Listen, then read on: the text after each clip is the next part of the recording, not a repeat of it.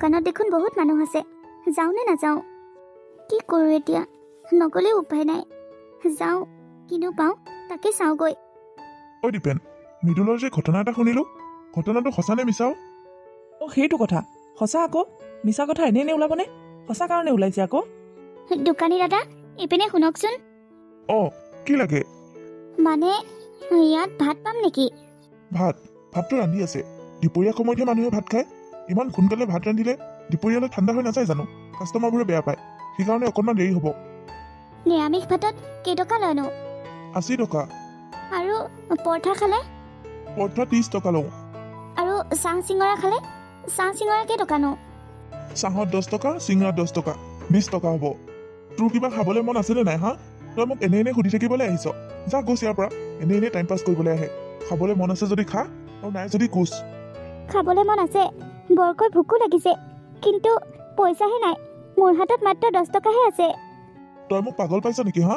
10 টকাত কি পায় আজিকালি? যা গোছ ইয়াৰ পৰা, নহ'লে গতিয়ে বাঢ়ি কৰি দিম। মানে দোকানী দাদা, মই বহুত দিনৰ পৰা একোৱেই খোৱা নাই। মোৰ বৰ ভোক লাগিছে। মোৰ হাতত মাত্ৰ 10 টকাহে আছে। এই 10 টকাতে আপুনি মোক ভাত এপিলেট দিয়কচোন। যিকেইটা পইচা বাকী ৰখে মই আপোনাক পাছত দিমহি। শুন, তই এটা কাম কৰ।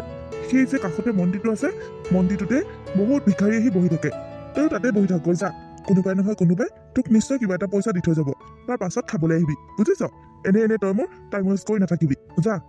ভাল উপায় যা তাতে বহগৈ। 10 টকাত খাবলৈ আহে। ৰাতিপুৱাই যাত্ৰা নাস্তিক কৰিবলৈ আহে এইবিলাকে। পইচা নাথাকিলে আহিবই নালাগে। মই কথা এটা পাহৰিয়ে থাকিলোঁ। এটা কাম কৰচোন, মোক টিফিনতে পৰঠা আৰু চব্জি ভৰাই দেচোন। হয় নেকি? ৰ, এতিয়া গৰমে ভৰাই দিছোঁ। এইখিনি লোৱা, খাই লোৱা। নালাগে, নাখাওঁ। যিমানখিনি অপমান পাইছোঁ সেয়াই যথেষ্ট, আৰু অপমান পাব নিবিচাৰোঁ। চোৱা ভণ্টি, জেদ নধৰিবা। মই এইখিনি তোমাৰ কাৰণে আনিছোঁ। ইয়াতে পৰঠা এটা পেকিং কৰা হৈ আছে, তুমি খাই লোৱা। তুমি সেই দোকানখনত কৈ থকা নাছিলা জানো তোমাৰ হাতত পইচা নাই, কিন্তু তোমাৰ বহুত ভোক লাগিছে, কিবা এটা খাব লাগিছিল, সেইকাৰণে মই তোমাৰ কাৰণে আনিছোঁ। লোৱা, খাই লোৱা। মই নেখাওঁ বুলি কোৱা নাই জানো? আপুনি যাওক ইয়াৰ পৰা। চোৱা, তুমি এনেকৈ ভোকতে আছা আৰু ইয়াত আহি এনেকৈ মন মাৰি বহি আছা। মোৰ এইবোৰ একেবাৰে সহ্য হোৱা নাই। মই সেইকাৰণে তোমাৰ কাৰণে এইখিনি পেক কৰি আনিছোঁ, খাই লোৱা। আপুনি সঁচাকৈ তেনেকৈ ভাবি আনিছেনে? আপুনি আকৌ মই দুখীয়া বুলি এইখিনি মোক খাবলৈ দি মোক আকৌ হাঁহিয়তী পাত্ৰ নবনাইতো? নাই, তেনেকৈ একো নকৰোঁ। তুমি ভুল ভাবিছা। লোৱা, এইখিনি ধুনীয়াকৈ আৰামত বহি খাই লোৱা। ঠিক আছে, তুমি ইয়াতে বহি ধুনীয়াকৈ খোৱা, মই গৈ থাকোঁ। দাদা ৰ'বচোন, অকণমান কথা এটা শুনক। কি হ'ল? দাদা, মই ভোকত থকা বুলি শুনি আপুনি মোক খাবলৈ কিবা এটা আনি দিছে। সেইকাৰণে মই আপোনাৰ জোতাযোৰ চাফা কৰি দিব বিচাৰোঁ। আপোনাৰ জোতাযোৰ এনেই বহুত লেতেৰা হৈ গৈছে, আৰু ময়ো মানুহৰ পৰা সেনেকৈ এনে সহায় নিবিচাৰোঁ। হে, নালাগে, মোৰ জোতা চাফা কৰিব নালাগে। মই তোমাৰ কথা গম পাই গৈছোঁ। তুমি আচলতে বহুত ভাল ছোৱালী। আচলতে মই এটা কথা বুজি নাপালোঁ। তুমিতো দেখিবলৈও বেছ ভালেই, পঢ়া শুনা থকা ছোৱালীজনী লাগে, জ্ঞানো আছে। তুমি এনেকৈ দোকানে কেলে এনেকৈ বস্তু বিচাৰি ফুৰিছা, ভিক্ষা খুজি ফুৰিছা, ৰাস্তাই অনাই বনাই ঘূৰি ফুৰিছা, মানুহৰ ওচৰত ভিক্ষা খুজি ফুৰিছা? তোমাৰ আচলতে হৈছে কি? তুমি যদি বেয়া নোপোৱা মোক তোমাৰ সকলো কথা ক'ব পাৰা। আচলতে মোৰ মা দেউতাৰ আজি 2 বছৰ আগতে চহৰলৈ যাওঁতে এক্সিডেণ্ট হ'ল, আৰু তেওঁলোক ঢুকাই থাকি গ'লোঁ মোৰ বা আৰু মই। বায়ে মানুহৰ ঘৰত কাম কৰি যেনে তেনে ঘৰখন চলাইছিল, কিন্তু কেইদিনমানৰ আগত বাও পেৰালাইচিছ হ'ল। মই পঢ়া শুনাও কৰি আছিলোঁ, কিন্তু বা তেনেকুৱা হোৱাৰ পাছত মই স্কুল বাদ দিব লগা হ'ল, আৰু ক'তো কাম বনো বিচাৰি নোপোৱা হ'লোঁ। এতিয়াতো ঘৰখনৰ সকলো দায়িত্ব মোৰ ওপৰতে আহি গ'ল। মই একমাত্ৰ উপাৰ্জন কৰা মানুহ হিচাপে ৰ'লোঁ। সেইপিনে বাৰ বেমাৰ নাচালেও নহয়, নাখালেও নহয়। ক'ৰ পৰা আৰম্ভ কৰিম, কি কৰিম একোৱে বুজি নাপাওঁ দেখোন। কাম এটা বিচাৰি গ'লেও কাম নাপাওঁ। বহুত চেষ্টা কৰিছোঁ কিবা এটা ভাল কাম পাওঁ নেকি বোলো, কিন্তু নাপাওঁ। পেটৰ ভোক গুচাবলৈ মানুহৰ ওচৰত হাত পাতিবলৈ ল'লোঁ, মানুহৰ ঘৰে খুজি ফুৰিবলৈ ল'লোঁ। কেতিয়াবা 2 পইচা পাওঁ, আৰু সেইকেইটা পইচাৰে কিবা এটা আনি দুইজনী অকণ খাই শুই থাকোঁ। তেনেকৈ জীৱনটো চলি আছে। আপুনি সঁচাকৈ বহুত ভাল মানুহ। আপুনি মোক কিবা এটা খাবলৈ দিছে। মই যে আজি কেইদিনমানৰ পৰা পেট ভৰাই একো এটাই খাবলৈ পোৱা নাছিলোঁ। আপোনাক বহুত ধন্যবাদ দাদা। বাৰু একো কথা নাই দিয়া, এইখিনি ওচৰতে মোৰ অফিচটো আছে। তুমি যদি বিচৰা সেই অফিচত মই তোমাক সৰু সুৰাকৈ কাম এটা দিবলৈ পাৰিম। কিন্তু দাদা, মই আপোনাক অলপ আগতে কৈছোঁ দেখোন, মোৰ বাইদেউ পেৰালাইচিছ, তাইৰ ওচৰতো মই থাকিব লাগে। সেইকাৰণে মই নিৰ্দিষ্টকৈ একো এটা কাম কৰিবও নোৱাৰোঁ। ক'ৰবাত দিনটো আবদ্ধ হৈ যোৱাকৈও একো কাম কৰিব নোৱাৰোঁ, কিন্তু 1 ঘণ্টা 2 ঘণ্টাৰ কাৰণে ওলাই আহিব পাৰোঁ আৰু। তেতিয়াহ'লেতো তোমাক ঘৰৰ পৰা কৰাই কাম এটা দিব লাগিব। মোক এটা কথা কোৱাচোন, তুমি কি কাম খুব ধুনীয়াকৈ কৰিব জানা সেইটো কোৱা। যিটো কাম কৰিলে তুমি ক'তো দিনটোৰ কাৰণে আবদ্ধও হ'ব নালাগে আৰু তুমি ঘৰতো থাকিব পাৰিবা, তোমাৰ বাইদেউকো চোৱা চিতা কৰিব পাৰিবা। মই এটা কাম খুব ধুনীয়াকৈ জানো দাদা। মই ভাত পানী ৰুটি যি খাই মই খোৱা বস্তুবোৰ বৰ ধুনীয়াকৈ বনাব জানো।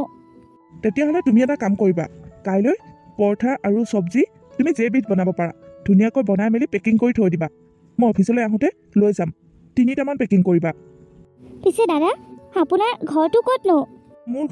মোৰ ঘৰ এই ওচৰতে, এই মন্দিৰটো পাৰ হৈ 2 নম্বৰ পদূলিটোৱে মোৰ ঘৰ। কেতিয়াবা যদি মোৰ দেৰি হয় তেনেহ'লে মোৰ ঘৰত গৈ দি থৈ আহিলেও হ'ব। এইকেইটা পইচা লোৱা, এইকেইটা পইচা তোমাক আগতীয়াকৈ দিছোঁ। কাইলৈ সেইবোৰ ৰান্ধিবলৈ বস্তু পাতি কিনিব লাগিব নহয়। এই পইচাখিনিয়ে ধুনীয়াকৈ বজাৰখিনি কৰি ল'বা আৰু কেইটামান পইচা তুমি হাত খৰচ হিচাপে ৰাখিবা।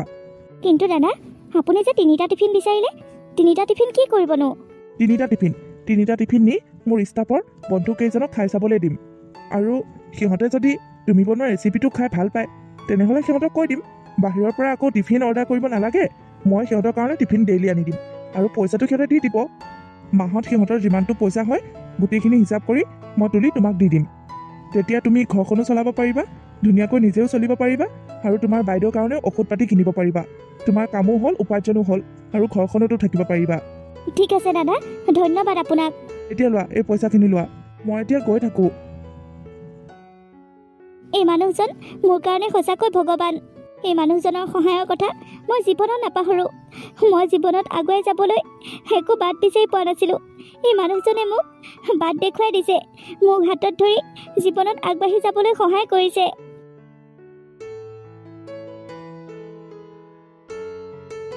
আজি দাদাৰ কি হ'ল আকৌ? আজি দেখোন টিফিন নিবলৈ নাহিল। আজি নাহিবই নেকি? কি বা বিপদ হ'ল আকৌ? মই এটা কাম কৰোঁ, আজি দাদাহঁতৰ ঘৰতে গৈ টিফিনকেইটা দি থৈ আহোঁগৈ। তেতিয়া কি হৈছে সেইটো গম পাম। ঘৰটো চিনি পাওঁৱেই নহয়। মই বাইদেউক কৈ থৈ যাওঁ মোৰ অকণমান দেৰি হ'ব বুলি, নহ'লে আকৌ হাগি মুতি হাহাকাৰ কৰি থাকিব। নমস্কাৰ বাইদেউ, দাদা ঘৰত আছেনে? মই মানে টিফিনটো দিব লাগিছিল। টিফিন? কিহৰ টিফিন? আৰু তুমি কোন? কাক বিচাৰি আহিছা? মানে দাদাই কৈছিল। অঁ, তুমি আমাৰ ঘৰলৈ আহিলা?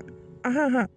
মই আকৌ আজি অফিচৰ পৰা ছুটি লৈছিলোঁ, সেইকাৰণে অফিচ বোলো দেৰিকৈ যাম, তোমাৰ টিফিন কেইটা আনি দি থৈ আহিম। সেইকাৰণে মই আজি যোৱা নাছিলোঁ। তুমি আহিলা, ভালেই কৰিলা।